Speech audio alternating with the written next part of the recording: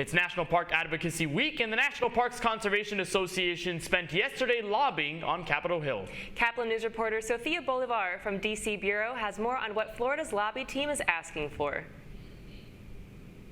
Good morning. I'm at the National Parks Conservation Association's office, and yesterday their Florida lobby team headed over to the Hill to speak with elected officials about national parks funding as a whole, but also the Florida Everglades restoration.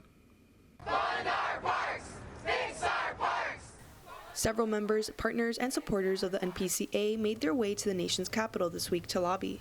The group emphasized for an increase in funding of national parks in their meetings after seeing a cut in funding in fiscal year 2024. Ideally, we'd love to see at least $250 million more coming in fiscal year 25 for the operation and maintenance of our national parks. Florida's lobbying team headed over to several offices throughout the day.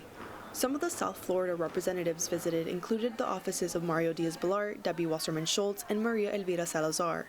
Florida Senator Marco Rubio's office also participated in hearing out the NPCA. I think that the senator's team did show his support, but really where we were shining was in our discussions about Everglades restoration. We have Everglades National Park, Biscayne National Park, Big Cypress National Preserve in South Florida, all benefiting from our efforts to restore the Everglades. Although Everglades restoration is considered a bipartisan issue that has had much support, the Florida team still emphasized in their lobby meetings that it is a topic that needs consistent support and care to protect the natural resource for years to come.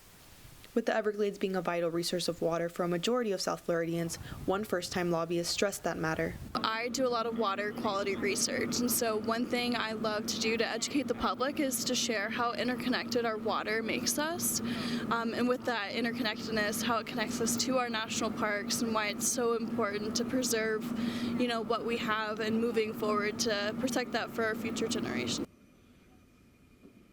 After a long day of lobbying yesterday, the NPCA hosted their annual Salute to the Parks events where they honored and celebrated those who speak up for our beautiful national parks. Reporting for Caplin News from Washington, D.C., I'm Sofia Bolivar.